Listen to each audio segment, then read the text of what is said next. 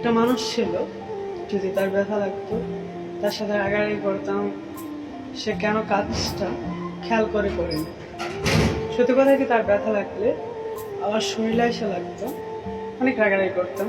যদি সে অসুস্থ থাকতো আর যদি ডাক্তারের কাছে না যেত, তার সাথে রাগারাগি করতাম।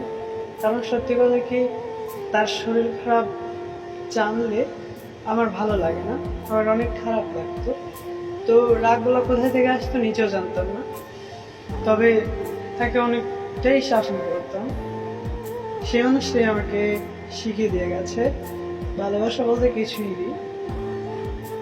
তো সবাই ভালোবাসলে বুঝে শুনে বাসবেন, নিজের প্রতি আগে কনফিডেন্স রাখবেন, নিজের হাসির কারণ আগে নিজে হবে, তারপরে অন্যকে ভালোবাসতে যাবেন।